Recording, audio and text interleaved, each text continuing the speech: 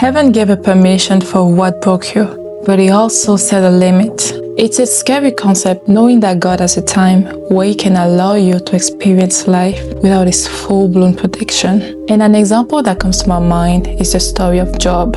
When he came to the law of Moses, he was an example to all. Job 1 verse 8 says, "He was blameless and upright, yet he had to face calamity after calamities, prove his reverence to God," which made me experience a lot of emotions.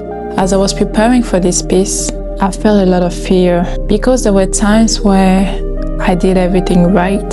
Everything that was taught, I listened, applied the wisdom, yet my life collected dust. And the part that baffled me the most was, it was no fault of mine. At that time, I had wished it was my fault. At least I would have had someone to blame and could move on. But who do you blame when there is no one? God? This could not be the answer for me. So how do you mourn in such situations? I wondered. And as I look within me, I found out that I spent most of my life trying to escape pain.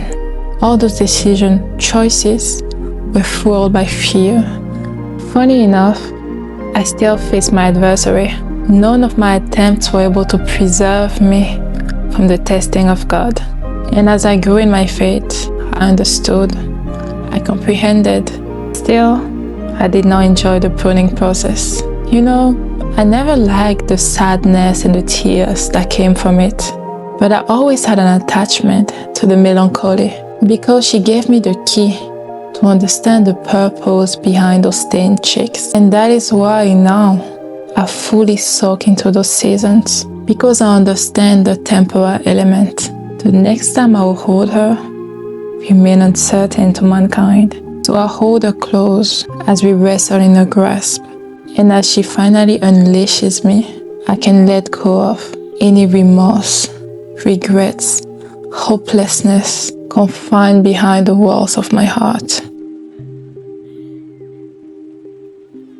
And this is why I enjoy the story of Job. Even though I felt fear, at the end, he accepted his season and did not blame God for it.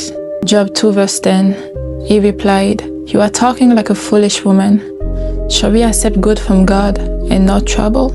In all this, Job did not sin in what he said. When I read back this verse, I don't feel somebody was putting the blame on God, but I feel somebody who is looking at his life as a gift from God. And even this season, I may not understand it, I may not agree with it, but at the end, it's a gift.